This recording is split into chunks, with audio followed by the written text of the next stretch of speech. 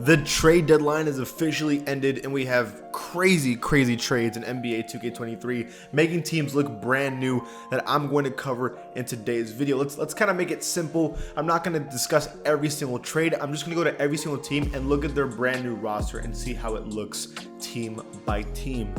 If you like that kind of content when it comes to NBA 2K23 and rosters and ratings, please run the pack and subscribe. Let's just get into it, man, because there's a lot of crazy stuff. We start off with the Philadelphia 76ers, as I always do. The only change is Jalen McDaniels is added to the team, 76 overall. He does become one of the better players on this team. He is considered the 10th best player on the roster, and he is going to be getting minutes.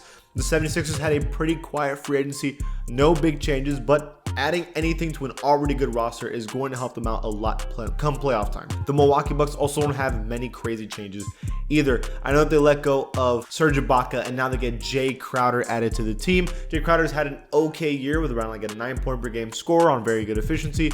He hasn't been crazy, amazing or anything, but it's an addition to a team that just wanted a little more depth, and that's always a good thing for teams that are trying to contend for NBA championships. The Bucks still looking pretty good and definitely a contender for sure. The Chicago Bulls, believe it or not, do not make a single trade. A terrible free agency for the Bulls. The Cleveland Cavaliers also, from my understanding, don't have any changes unless I'm missing something, but I don't see any changes here. Nothing at least it's worth mentioning, so nothing for the Cleveland Cavaliers either. The Boston Celtics, the only big one is Mike Muscala is added onto the team, 75 overall center. So the backup center for Robert Williams has been Al Horford, but Al Horford plays power forward sometimes, so it was Blake Griffin. But Blake Griffin now can get kind of a competing role for center, backup center with Mike Muscala. Mike Muscala was a pretty good center for the Thunder, 75 overall. He's not terrible. He definitely knows what he's doing, and he's been in the NBA for a long time, playing for many different teams. Consistent player. I think it's a good pickup for the Celtics, and they just wanted to fill out a roster that's already pretty broken. The Los Angeles Clippers look completely different. First of all, they trade for Mason Plumlee, 81 overall center, was having an amazing year with the Hornets. He ends up becoming the third best player on a team that's already pretty damn good. On top of that, you add Bones Highland, a point guard for the Nuggets. I cannot believe the Nuggets let this man go. He is getting better and better every single year. He's terrifyingly good. He's streaky. Sure, he's streaky, but they can use streaky. He is apparently in conversation for starting point guard for this team if the Clippers want to. He is that good, and he could absolutely do good in that role. A very good Clippers trade deadline. They have Bones Highland at point guard, Paul George at shooting guard, Kawhi Leonard at small forward, Batum at power forward, and Mason Plumlee at center. There's obviously some changes you can do, but that's what they have so far. The Grizzlies don't really get better whatsoever, in my personal opinion. They do add Luke Kennard, which we all know, when playing well, is an amazing three-point shooter, and that's a good add for the Grizzlies. But besides that, nothing significant to talk about. The Grizzlies didn't get that much better compared to the West, where everyone in the West got better. The Atlanta Hawks also don't make any big changes. They do add Saddiq Bey, and Saddiq Bey's had a pretty controversially bad year. He started to play better in the last couple of games, but for the most of the year, he was pretty bad. I guess the Hawks just wanted one more piece. I mean, think about it. You have 1, 2, 3, 4, 5, 6, and then now almost 7, 80 overall club members on your team. That's only a good thing, theoretically. With the Miami Heat, they also don't make any big changes from my understanding. Nothing really worth talking about. No major changes for the Miami Heat either, while the rest of the East also arguably got better. The Charlotte Hornets, well, now as you know, they lose Mason Plumlee, but they add Reggie Jackson. Now I'm assuming Reggie Jackson is not going to stay on the Hornets because they're tanking, but besides that, no major changes for the Charlotte Hornets, who are just trying to get a good draft pick. The Utah Jazz, I think, officially have accepted that they're not going to make the playoffs, and have decided to not blow it up, but kind of retool and rethink for the future.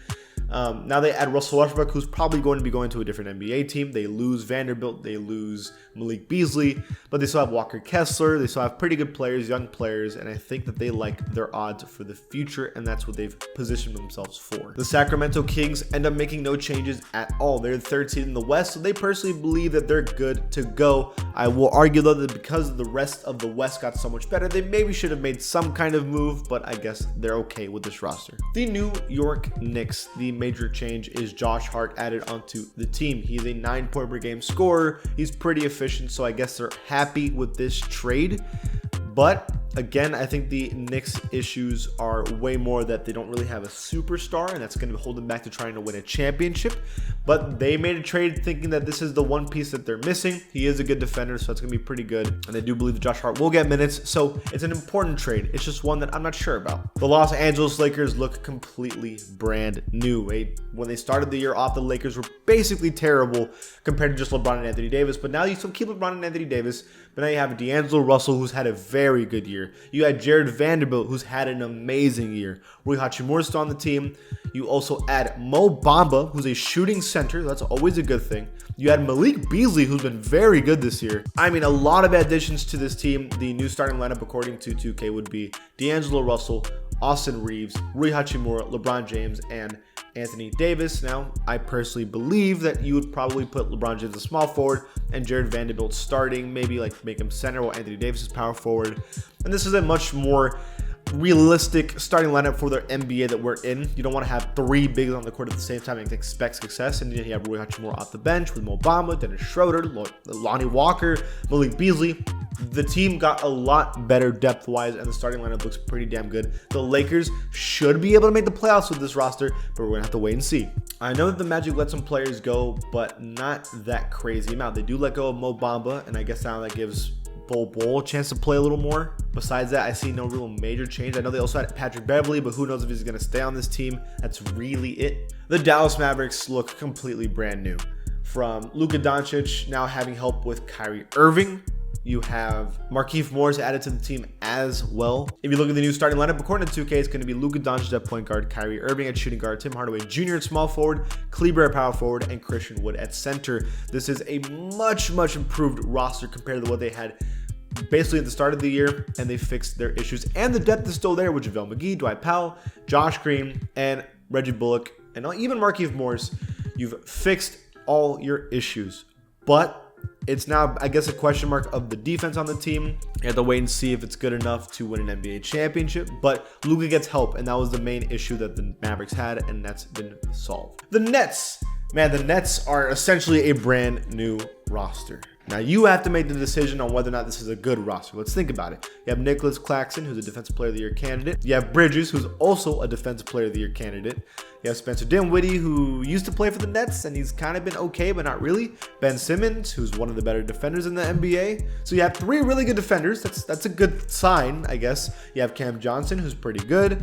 You have Dorian Finney-Smith, one of the better defenders in the NBA, believe it or not. And then you also have, I think the most important part here is Cam Thomas. Now, Cam Thomas's rating is going to probably go up to an 80 overall. He's had 3 40-point games back to back in a row.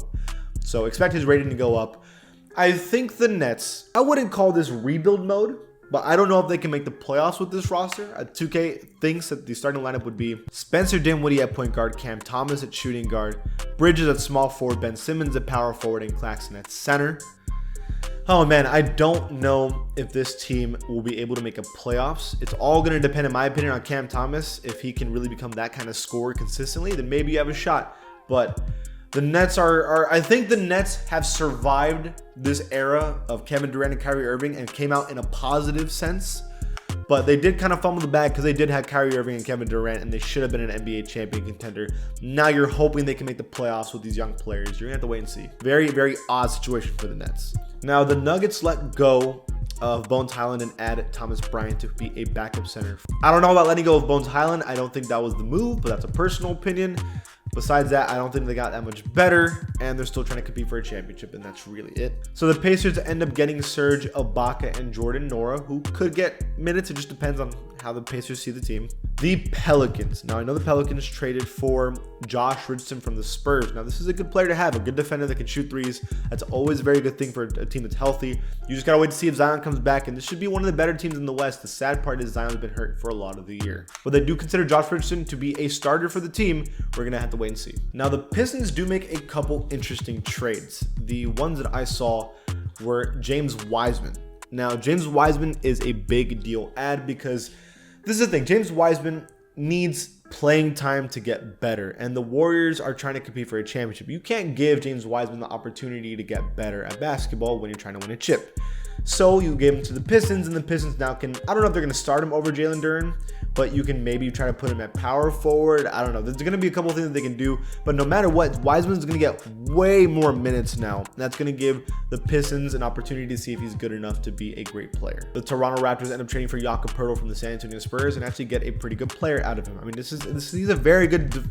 He's one of the better interior defenders in the NBA, and he's pretty efficient at the same time. What you could probably do is put Van Vliet at point guard, OG Anunoby at shooting guard, Scotty Barnes at small forward, Siakam at power forward, and Jakob Poeltl at center. And this is a pretty damn good team. I just don't know if the Raptors can win with this team because they haven't been able to show that they can win this year. The Rockets trade for John Wall, which is hilarious. I'm assuming John Wall's not going to stay on this roster. I could be wrong, but that's just an assumption I'm going to make. And then they also add Frank Kaminsky. The funny thing about this team is that John Wall straight up said he hated the Rockets and didn't want to play there. And now he's like forced to play on it. It's kind of hilarious to me. The San Antonio Spurs add Kem Birch and Devontae Graham, two players that I don't even think they're going to actually use or play, or they're probably just going to try to get rid of them or something, but the Spurs are still 1000% in rebuild mode. The Suns are definitely the biggest winners out of the trade deadline. Kevin Durant added to the team with Devin Booker, Chris Paul, DeAndre Ayton gets to stay. They still have they add TJ Warren.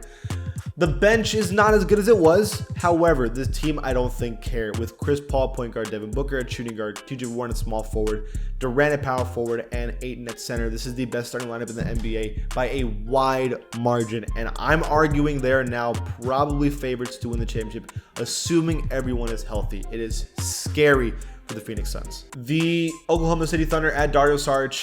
That's really it. Nothing crazy for them. No big changes. The Minnesota Timberwolves add Mike Conley at point guard. So I thought this was interesting because they had D'Angelo Russell, who I thought was having a pretty good year, and they decide to get Mike Conley instead. Now, Mike Conley is a very good defensive point guard. He's a good playmaker, and I guess they wanted that over D'Angelo Russell, who's more of a scorer. Now, I don't know if that's going to help them. I don't know if that's going to change anything, in my personal opinion. The bigger issue is that Karl-Anthony Towns has been injured all year, well, most of the year, and so it's kind of like put him in a bad spot. But who knows? Maybe I'm wrong. Maybe they think that Mike Conley just fits better and they have a better chance, and maybe it's going to work. Who knows? The Blazers end up getting Cam Reddish and Matisse Thybulle, who's a very good defender. I don't know if that's enough to help them get out of the hole that they're in, though. The Golden State Warriors were surprisingly quiet this trade deadline, but to be completely fair to them, they do have a championship level roster as long as they're healthy, so I don't think they're necessarily worried as long as they can make the playoffs. And finally, the Washington Wizards don't make any major changes either, and their roster is essentially made up of the same as before.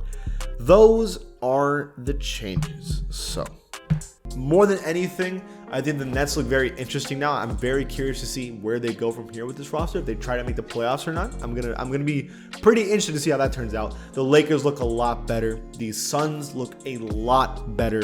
Those are two teams that definitely got major changes, and the Dallas Mavericks as well. So many changes, so many big major updates and news. I would love to know what you guys think about this trade deadline. What is the biggest change? Who is the biggest winner? Let me know. And if you like this kind of content, please join the pack and subscribe. I'll see you guys next time.